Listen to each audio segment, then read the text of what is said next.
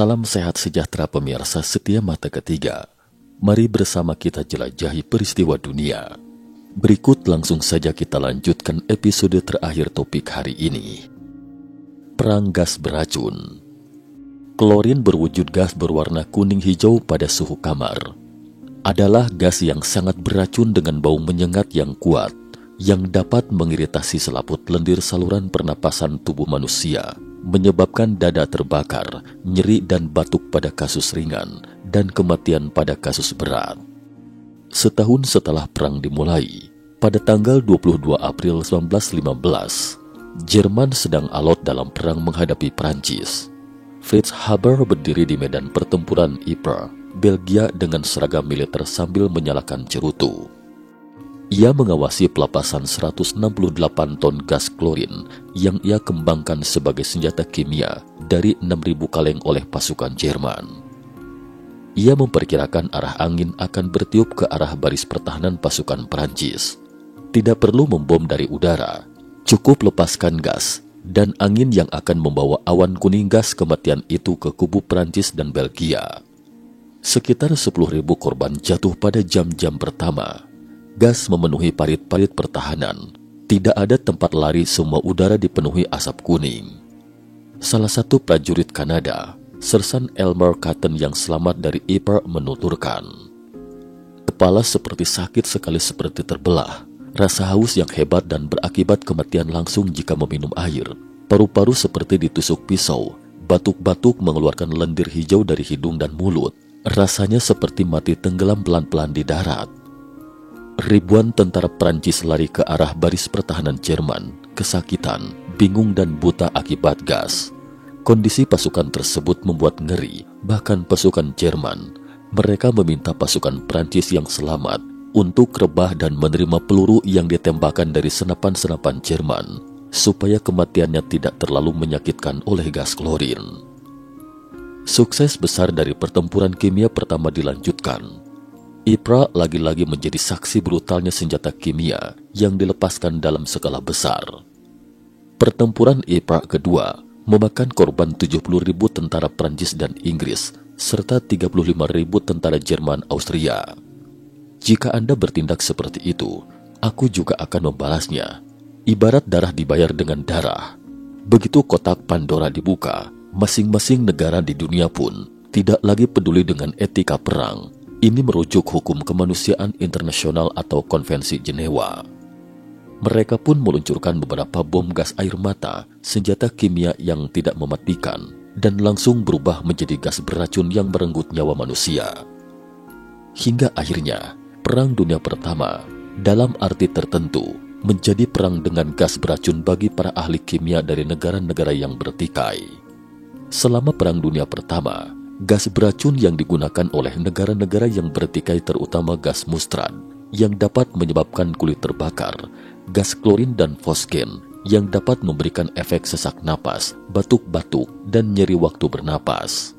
Hingga akhirnya, lebih dari 1 juta orang terluka atau tewas oleh gas beracun, di antaranya puluhan ribu orang langsung tewas di tangan Haber. Laporan terkait. Atas kesuksesan serangan Jerman ini, Haber diberi pangkat kapten oleh pemerintah Jerman dan diundang pada pesta perayaan di Berlin pada 2 Mei 1915. Saat itu, Haber berada di puncak dunia. Ia berhasil mengatasi masalah pangan, kelangkaan mesiu, dan memberi senjata mematikan untuk militer Jerman. Tapi tragedi juga menyertai Haber dalam perjalanan hidupnya. Clara Immerwahr, istri pertamanya yang telah menemaninya selama 14 tahun, mengungkapkan kekecewaannya pada Fritz Haber, suaminya. Clara sangat depresi dengan keterlibatan suaminya menjadi kaki tangan militer Jerman. Clara yang juga ilmuwan kimia, kecewa bahwa sains yang ia sukai dan tekuni menjadi senjata pembunuh massal di tangan Haber. Clara adalah seorang pasifis, selalu percaya bahwa Haber salah memahami tentang sains dan dengan tegas menentang penggunaan senjata kimia mematikan dalam peperangan. Semua saran untuk meninggalkan militer dan kembali ke riset untuk kemanusiaan tidak ditanggapi Haber, yang menggebu-gebu ingin membuktikan patriotisme Jermannya. Mungkin hal ini disebabkan oleh posisi Haber yang terlahir sebagai Yahudi yang dianggap sebagai kelas kedua di komunitas Jerman saat itu. Clara tidak mampu menahan lagi. Malam pada Mei 1915 ketika itu, Clara mengambil revolver dari laci Haber, berjalan sendiri ke taman depan rumah mereka, dan mengakhiri hidupnya dengan menembak dirinya sendiri. Jenazah Clara ditemukan esok paginya oleh Hermann Haber, anaknya. Haber yang terkejut tidak sempat mengurus jenazah Clara karena tidak mendapat izin cuti dari Kekaisaran Jerman. Front Rusia menunggu untuk digas hari ini. Perang tidak mengenal cuti. Perang gas beracun. Tetapi kematian Clara tidak berdampak pada suaminya. Gelora Haber justru semakin membara menggunakan senjata kimia. Menjelang pagi setelah kematian Clara, dia meninggalkan putranya, Hermann, dan berangkat ke wilayah timur untuk mengawasi tentara Jerman menggunakan gas beracun melawan tentara Kekaisaran Rusia. Pada 25 Oktober 1917, Haber menikah lagi dan memiliki 2 anak dengan istri keduanya, yang putri bernama Eva dan anak laki-laki bernama Ludwig Haber. Pernikahan keduanya ini berlangsung 10 tahun.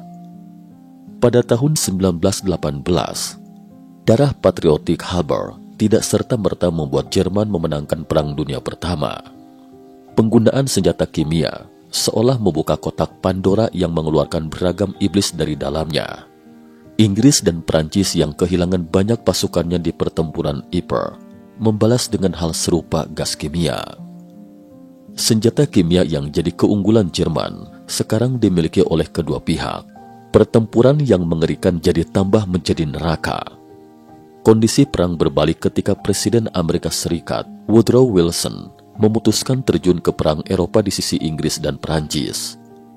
Ditambah dinamika revolusi Bolshevik yang terjadi di Rusia, serta kalah jauhnya teknologi perang yang dimiliki Kesultanan Ottoman di Turki, maka Jerman menyatakan kekalahan perang pada tahun 1918. Hadiah Nobel Haber. Akademi Ilmu Pengetahuan Kerajaan Swedia memutuskan untuk menganugerahkan hadiah Nobel Kimia kepada Haber untuk produksi industri amonia sintetiknya yang menyelamatkan jutaan orang dari kelaparan setelah perang. Namun selama Perang Dunia I, Haber secara aktif mengusulkan tentara Jerman menggunakan gas beracun yang tidak manusiawi dan dikutuk sebagai bapak gas beracun. Banyak orang keberatan dengan pemberian hadiah Nobel Kimia kepadanya. Banyak yang mengkritik Haber dan enggan untuk melabelinya sebagai pahlawan. Karena mereka menilai Haber punya sisi lain yang pantas membuat dirinya disebut sebagai penjahat kemanusiaan. Namun ada sebagian orang yang beranggapan bahwa Haber hanya dimanfaatkan oleh imperialisme dan tunduk pada politik sehingga dapat dimaklumi. Akibatnya, ia menjadi peraih hadiah Nobel Kimia paling kontroversial dalam sejarah. Karl Bosch, mantan mitra Haber, juga telah mencapai kemajuan luar biasa dalam mengembangkan kimia bertekanan tinggi karena metode katalitik yang ditingkatkan untuk sintesis amonia bertekanan tinggi. Pada tahun 1931, ia memenangkan hadiah Nobel bidang kimia. Akhir perjalanan hidup Haber. Menghadapi kecaman itu, Haber membuat pembelaan seperti ini. Di masa damai, seorang ilmuwan itu milik dunia, tetapi di masa perang, ia milik negaranya sendiri. Dan kematian tetaplah kematian, tak peduli dengan cara apapun. Senjata gas sedikit pun tidak lebih kejam dari selongsong peluru yang terbang. Lagi pula, Haber hanya ingin sesegera mungkin mengakhiri perang. Setelah perang, jiwa patriotik Haber yang ekstrim tidak hanya terus berpartisipasi dalam penelitian senjata kimia yang diselenggarakan oleh pemerintah Jerman secara diam-diam, tetapi juga prihatin bahwa Jerman harus membayar kompensasi pasca perang. Pada tahun 1920, Haber yang berusia 52 tahun mengembangkan metode untuk mengekstrak emas dari air laut untuk membayar ganti rugi perang untuk Jerman. Tetapi konsentrasi emas terlarut dalam air jauh lebih rendah dari yang diharapkan, dan penelitian bertahun-tahun akhirnya gagal. Namun sebagai direktur Institut Kaiser Wilhelm untuk Fisika dan Elektrokimia, Ia memimpin rekan-rekannya mencapai prestasi luar biasa di bidang lain, yaitu pengembangan Zyklon, sejenis bahan kimia sianida beracun yang merupakan jenis insektisida baru. Sama seperti Dr. Gerhard Schroeder, seorang pakar kimia yang berasal dari Jerman. Dr. Schroeder juga berusaha membuat semacam insektisida atau obat pembasmi hama untuk mengatasi gagal panen akibat serangan hama serangga. Namun ternyata yang ditemukan Dr. Schroeder justru adalah sebuah gas yang bernama sarin yang akhirnya disalahgunakan oleh manusia. Saat itu, Haber hanya ingin menciptakan insektisida bagi tanaman pangan. Akan tetapi zat ciptaannya, Zyklon B, akhirnya justru membunuh lebih dari 1,2 juta orang. Selama pembantaian Nazi di Perang Dunia Kedua, Zyklon B adalah zat yang paling sering digunakan untuk eksekusi, bukan hanya perorangan, tetapi ratusan orang sekaligus di kamp konsentrasi. Contoh insidennya terjadi pada 3 September 1941. Ketika itu sekitar 600 tahanan perang Uni Soviet dan 250 orang sakit Polandia digas sampai mati dengan Zyklon B di kamp Auschwitz. Proses eksekusi juga cukup mengerikan.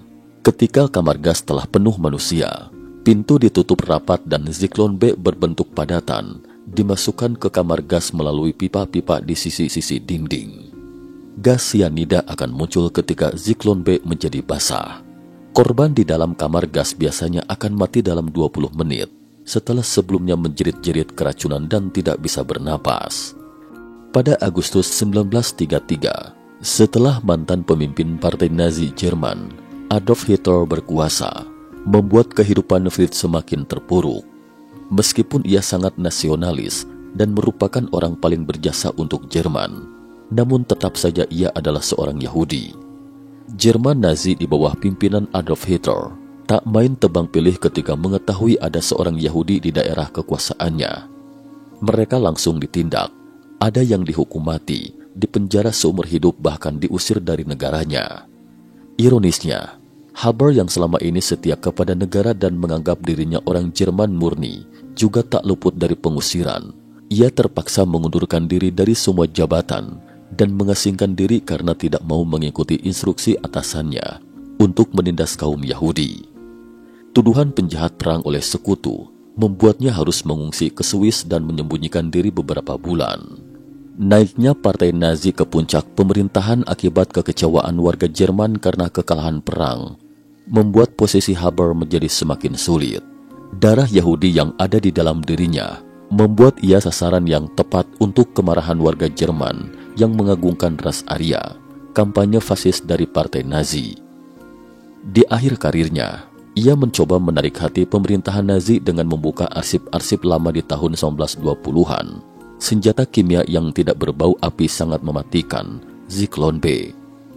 Tragisnya, gas ini yang kemudian hari di akhir Perang Dunia II dipakai oleh Nazi untuk membunuh ribuan orang Yahudi di kamp konsentrasi. Banyak dari mereka adalah kerabat dan saudara Fritz Haber. Dibuang oleh komunitas ilmuwan Eropa karena dianggap sebagai seorang yang sadis, menggunakan senjata kimia pembunuh massal. Kesedihan yang melanda dari meninggalnya Clara, istrinya dengan cara yang tragis, diancam untuk dibunuh oleh Partai Nazi karena darah Yahudinya. Terbuang dari negara Jerman yang ia bela selama perang, berpindah-pindah tempat dari satu negara ke negara lainnya. Akhirnya, Haber meninggal akibat serangan jantung di Basel, Swiss pada 29 Januari 1934 dalam perjalanan tanpa tujuan ke selatan. Batu nisan Haber.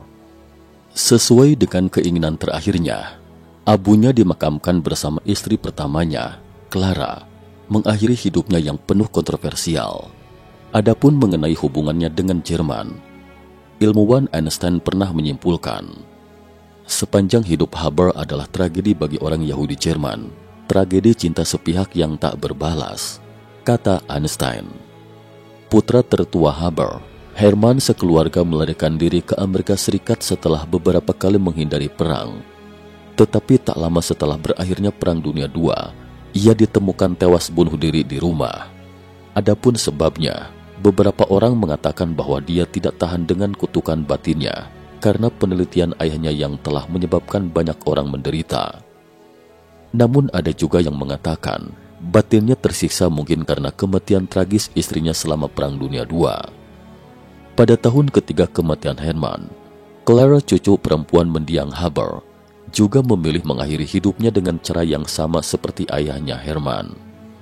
Clara juga seorang ahli kimia dan mengabdikan dirinya dalam bidang penelitian penangkal klorin.